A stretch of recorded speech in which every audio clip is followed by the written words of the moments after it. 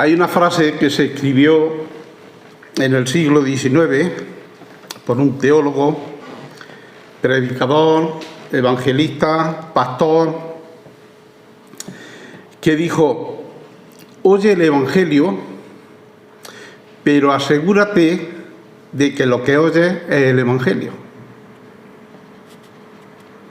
¿Alguien sabe a quién me refiero? Carlos Spurgeon. Pero es que en el siglo I, otro buen predicador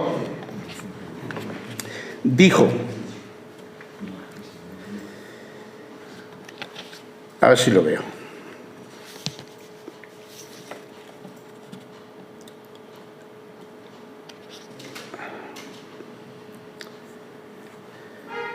mas si a uno de nosotros o a un ángel del cielo o anunciare otro evangelio diferente del que hemos anunciado, sea anatema. Y los dos estaban diciendo prácticamente lo mismo, ¿no? Que me viene a mí de introducción al tema muy bien, porque estamos hablando del evangelio y del evangelio auténtico y único. Una de las preguntas más importantes que cualquier ser humano debe de hacerse es preguntarse qué es el Evangelio. Dependiendo de lo que respondas, así será tu relación de estrecha con Dios. Y eso decidirá dónde irá a pasar la eternidad después de la muerte. Hoy en día, si preguntamos a la gente que qué es lo que entiende por el Evangelio, encontraremos seguro muchísimas respuestas y diferentes. Ya Cristo le dijo a sus discípulos: oye, ¿qué opina la gente de mí? ¿Quién dice la gente que soy yo? Y los discípulos, después de hacer un sondeo, dicen: oye, pues mira, hay multitud de opiniones.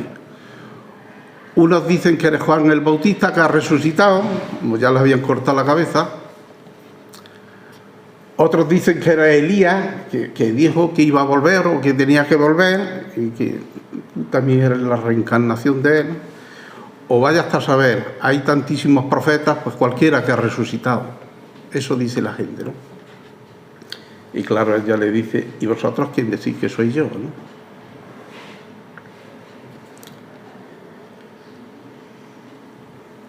Bueno, la gente tiene diferentes opiniones de lo que es el Evangelio hoy en día. Sobre todo según la edad de las personas. A las personas mayores, si le preguntamos qué es el Evangelio, pues te van a decir: pues, no hacer mal a nadie, dar dinero a los pobres, hacer buenas obras en general, ¿no? Eso es el Evangelio. Y eso es lo que Dios nos pide. Algún otro más asiduo de la Iglesia te dirá: pues ir a misa todos los domingos y días de guardar. Escuchar al cura que habla del Evangelio. Eso es el Evangelio. Otros te dirán: no, yo creo que la expresión del Evangelio, cuando se ve realmente el Evangelio, es en Semana Santa. Unos buenos pasos, un buen sentimiento, y cuando llueve no puede salir el paso, a la gente llorar. Eso es el Evangelio. El verdadero Evangelio. Y otros, yo creo que los más acertantes, los que más se acercan a la verdad, dicen: pues el Evangelio fue lo que escribieron los 4 evangelistas. Ahí no fallan, ¿no?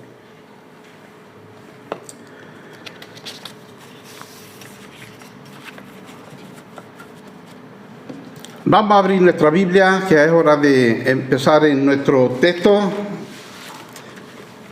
Recordádmelo, que no me acuerdo cuál es. Ah, ya lo he puesto. Se ha adelantado. David. Siempre me gusta hacer un recordatorio del versículo que estamos tratando, llevamos ya algún tiempo. Y sabéis que el título de este versículo 27 era preparándonos para el combate, y el subtítulo de la última parte final del versículo 27 que llevamos tratando unos días, pues defendiendo unidos el Evangelio. Y siempre me gusta hacer un pequeño repaso. Ya hemos hablado de lo que es el comportamiento cristiano digno del Evangelio. La palabra clave en este versículo para mí es Evangelio. ¿Cómo somos ciudadanos del cielo? Y por eso tenemos que comportarnos como ciudadanos del cielo, como tales. ¿Cómo debemos de estar firmes en un mismo espíritu? Y estamos en la última parte del versículo 27, que es combatiendo unánimes por la fe del Evangelio. Y ya dijimos que hemos hablado bastante de la unidad. Nos toca hablar del combate, pero dijimos también que antes de hablar del combate en sí, íbamos a mirar lo que es el Evangelio. ¿Por qué combatimos? El autor dice, Pablo dice, por la fe del Evangelio. A propósito, en el curso de exégesis bíblica de Samuel Pérez Millo, en el volumen 17, que lo tengo dedicado de su puño y letra, cuando él llega a este versículo, dice que no hay un combate contra un enemigo. Él es el maestro, yo soy el alumno, pero difiere un poquito, ¿no? Dice que más bien el combate es por la fe, es decir, en la defensa de la fe proclamada en el Evangelio. Bueno, yo digo, hay dos acepciones de la fe. La fe como acto de creer en algo o en alguien, en este caso en Cristo, y la fe como conjunto de doctrinas, de enseñanzas. Yo creo que van tan ligadas, porque si tienes fe en alguien, es sobre algo, ¿no? Dice el autor de Hebreos, es pues la fe, la certeza de lo que se espera. Tú puedes depositar fe, pero tienes que tener certeza de lo que te está dando esa persona o te está prometiendo esa persona. Entonces yo la veo muy ligada. Él las desliga y solo habla de la fe, ¿no? Yo me he centrado más en el Evangelio. La fe del Evangelio, el conjunto de enseñanzas que nos transmite el Evangelio. Yo no le llego ni a la suela del zapato a Samuel, ¿no? Pero en este sentido yo creo que nos complementamos, ¿no?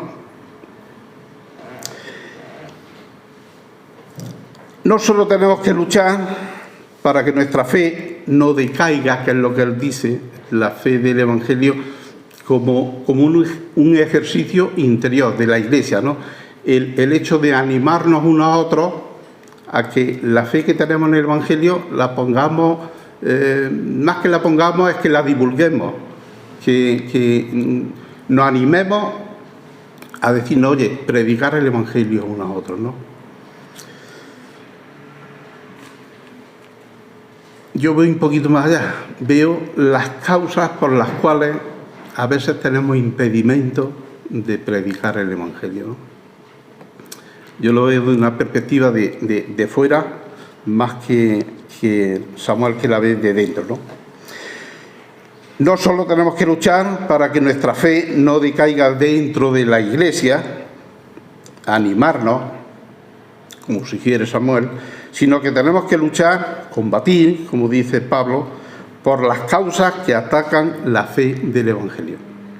Es como si Samuel recomendara un analgésico para cuando nos sentimos bajitos, ¿no? Y yo estoy hablando del bisturí, ¿no? De cortar de raíz aquello que realmente importa. Acabamos de leerlo en Gálatas 1:8. Vuelvo a repetirlo.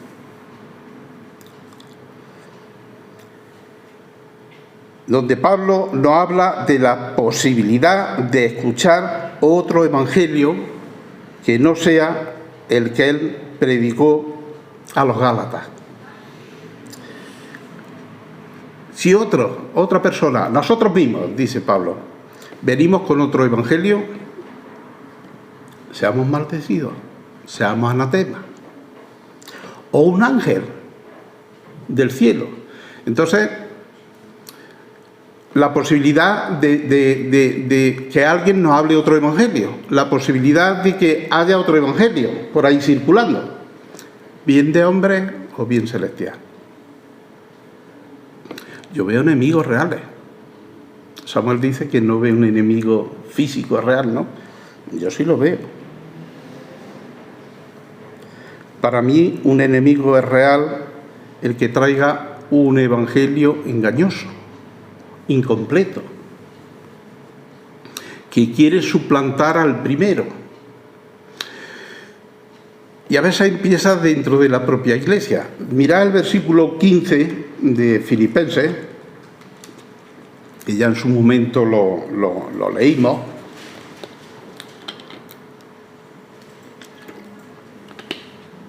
Y Pablo dice, algunos a la verdad predican a Cristo por envidia.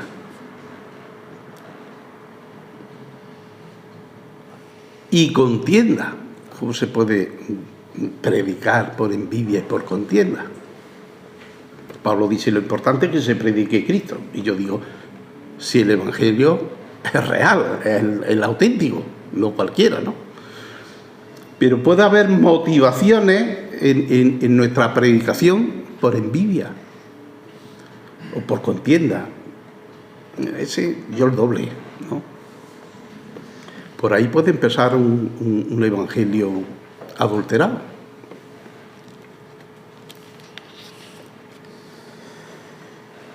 Pablo combatió más de un posible desliz en el evangelio auténtico. Abrid conmigo la Biblia en el capítulo 15 de Primera de Corintios. He elegido este ejemplo, pero hay más de uno, en la Biblia. Aquí encontramos el evangelio resumido en 2 versículos. En la escuela de evangelización nos están enseñando a hablar del evangelio en 2 minutos. Reducir el testimonio en 2 minutos. Porque tú paras a alguien y la gente va con prisa, y más en el momento que le digan, mira lo que dice la Biblia, ya tienen más prisa todavía, ¿no? Entonces hay que aprovechar el tiempo como sea. Primera de Corintios, capítulo 15. Mira lo que dice Pablo, versículo 1. Además declaro, hermanos, el evangelio que os he predicado, el cual también recibiste, en el cual también perseveráis, por el cual asimismo, si retenéis la palabra que os he predicado, sois salvos, si no creísteis en vano.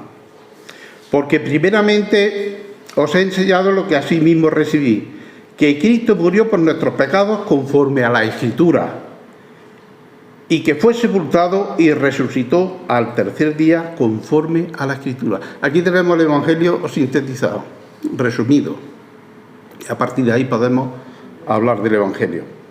Ahora, ¿cuál era el problema? Bueno, que algunos ya le habían dado un corte al evangelio. Se habían cargado el versículo 4. Ya solo se quedaron en que Cristo había muerto por nosotros. Versículo 12. Pero si se predica de Cristo que resucitó de los muertos, ¿cómo dicen algunos de vosotros que no hay resurrección de los muertos? Y está hablando de los creyentes de Corinto. Porque si no hay resurrección de los muertos, tampoco Cristo resucitó. Claro, si no resucita ninguno, nadie. Y si Cristo no resucitó, vana es entonces nuestra predicación. Un evangelio adulterado. Un evangelio incompleto. Vana también es vuestra fe. Apague y vámonos. Esto es lo que yo defiendo del versículo 27 de Tesalonicenses, que Pablo dice, y él lo sufrió en sus carnes, combatiendo unánimes por la fe del Evangelio. Que el Evangelio no sea adulterado, que lo defendáis, que estéis vigilantes. Podéis seguir leyendo porque Pablo al final dice, somos los más tontos. Podíamos estar en el parque, en el mercadillo, paseándonos y estamos aquí. Si van a nuestra fe, todo lo que creemos, ¿qué hacemos? Pero Pablo dice, pero Cristo ha resucitado y hay resurrección de los muertos. Y eso es lo que le da fiabilidad a nuestro mensaje, al mensaje del Evangelio.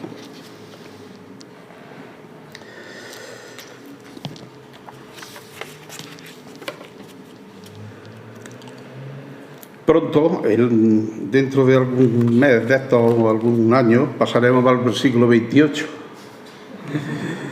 Y mirad cómo empieza el versículo 28 de Filipenses. Y en nada intimidados por los que se oponen. ¿A qué se oponen? Al Evangelio.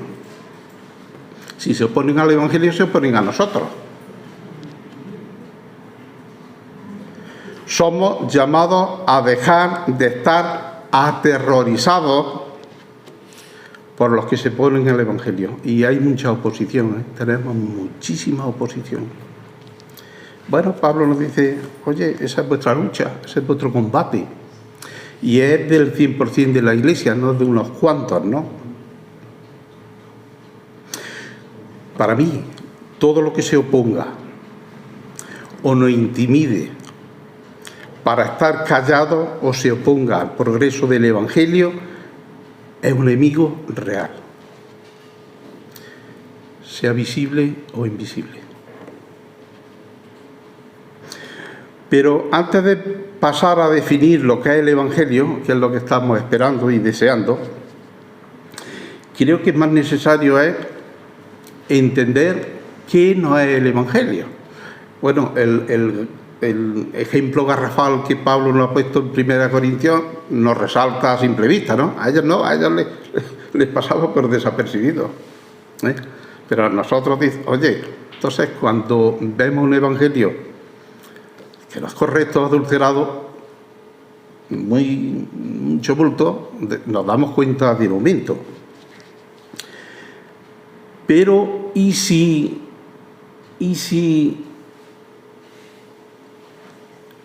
la pifia no es tan garrafal y es muy sutil? Si el adulterado del Evangelio es muy poquito y no nos damos cuenta y puede desembocar en algo más grande. Voy a daros unas definiciones, ahora vais a participar. Voy a dar unas definiciones del Evangelio. Quiero que me digáis si son preguntas trampas o no. Porque puede ser que eso no sea Evangelio.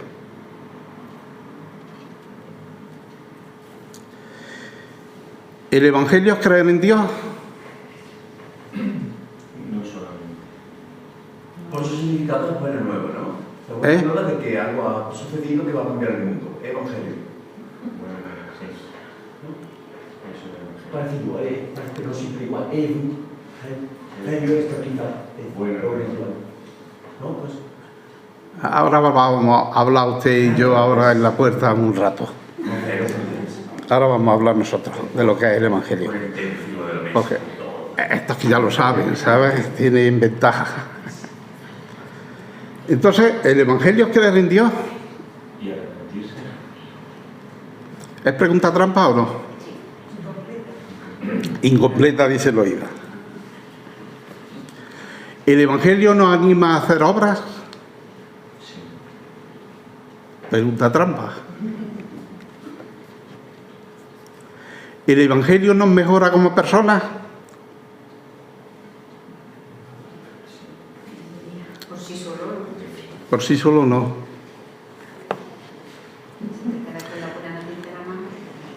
¿Estamos más cerca del Evangelio por haber nacido en un hogar cristiano? O sea, nuestros niños tienen el Evangelio más cerca por...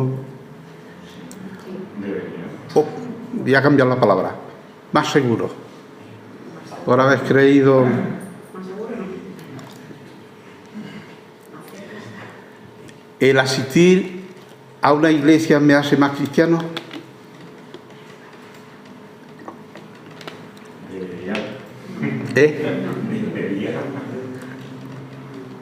Podríamos sacar muchísimas más, pero elegí solo estas, ¿no?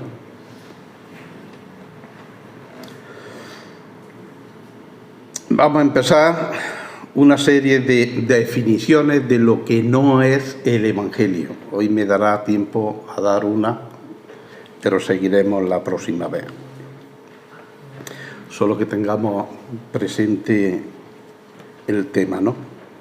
Yo creo que la primera y más importante que podemos decir que no es el Evangelio sería que el Evangelio no es ninguna invención de hombre.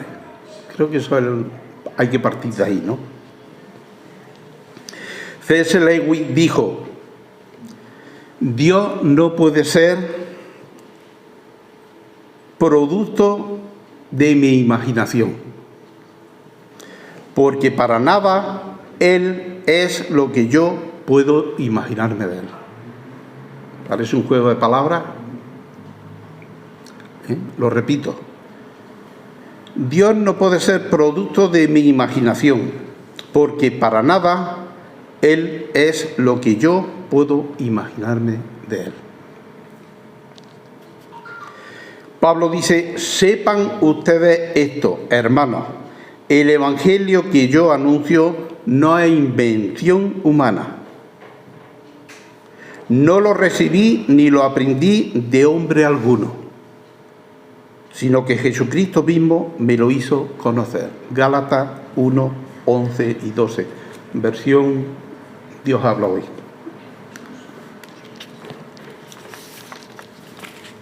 Pedro dice: porque los profetas nunca hablaron por iniciativa humana. Al contrario, eran hombres que hablaron de parte de Dios, dirigidos por el Espíritu Santo. Y es increíble cómo el hombre intenta imaginarse a Dios, cómo comunicarse con ese ser que como somos hechos a imagen y semejanza de Dios. Hay un anhelo, una seguridad, un deseo en el hombre de buscar ese ser. Oye, esta naturaleza, esto no puede ser casualidad, ni invención, ni ningún hombre es capaz todavía de hacer una brizna de hierba con toda la sabiduría que hay humana. Esto no puede ser obra del hombre.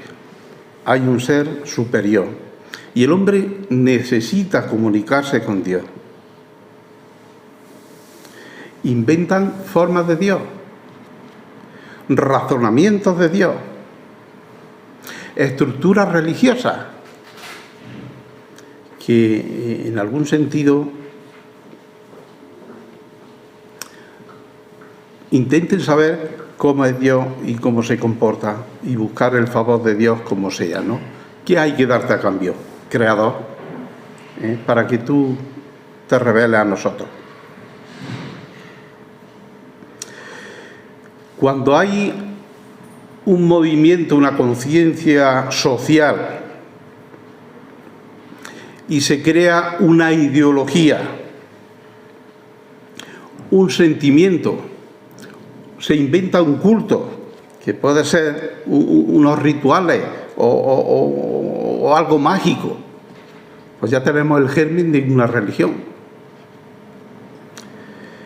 Veía esta semana un informe, si queréis os lo paso porque lo tengo descargado, lo tengo en el WhatsApp, ¿no?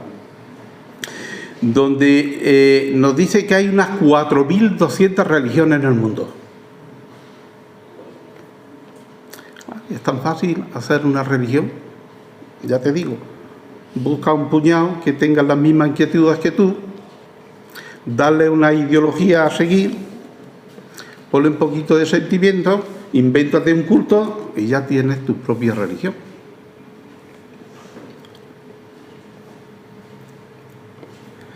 Y el rasgo fundamental y decisivo de cualquier religión es una creencia sobre lo natural, porque es el deseo de la búsqueda del hombre.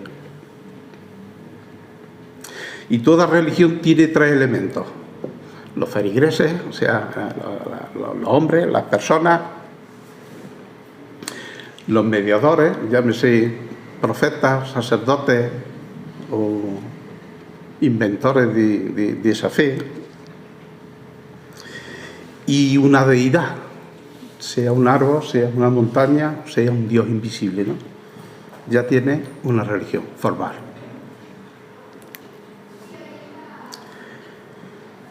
Y la religión establece sus propios principios morales, todas los tienen. Todas las religiones deciden lo que está bien o lo que está mal. Todas las religiones tienen un objetivo que inculcan a los que lo siguen. Y la religión no deja de ser un esfuerzo humano para contactar con el más allá, ni más ni menos. Yo tengo una lucha con Juani porque me dice: ahora sí he encontrado una religión buena. Ella tiene la experiencia de... Ella tiene la experiencia de los testigos de Jehová y son... Además me hablaba de creencias de los testigos de Jehová que yo desconocía. Digo, mamá mía, digo, ¿pero dónde buscan eso? No, en sus libros. Claro. Digo, nosotros estamos haciendo el discipulado y ¿qué utilizamos? La Biblia. La Biblia, yo soy mal maestro, te puedo enseñar mucho, pero utilizamos la Biblia, ¿no? No, ellos la Biblia no la cogen mucho. Ellos libros donde... cosas bárbaras, ¿no? Pero claro, ella ha visto el cambio y ha dicho: esta religión es bastante mejor. Juan, y que esto no es una religión. Y le he hecho que se aprenda el versículo... a ver si lo tengo aquí. Gálatas 2:20. Le he hecho que se aprenda... y me lo ha explicado muy bien, o sea que lo ha entendido. Gálatas 2:20 dice: y ya no soy yo quien vive, sino que es Cristo quien vive en mí. Y la vida que ahora vivo en el cuerpo, la vivo por mi fe en el Hijo de Dios, quien me amó y se entregó a la muerte por mí. Y le está costando trabajo aprendérselo porque tiene problemas de... pero me lo ha explicado perfectamente. Entonces, chiquilla, lo que tú tienes, ese cambio que tú has sentido y has notado, no es el que ninguno de nosotros te ha podido transmitir, es el que te ha transmitido el Espíritu Santo. Claro, ella ha nacido de nuevo y tiene otro versículo que hemos machacado mucho, es de 2 Corintios 5:17. Si alguno está en Cristo, nueva criatura, y ella se da cuenta que es una nueva criatura. Que hay un montón de cosas que dice: eso ya es pasado, ¿no? Entonces no es una religión, Juan. Aquí no hay una religión, Aquí está Cristo, que es el único que puede cambiar la vida.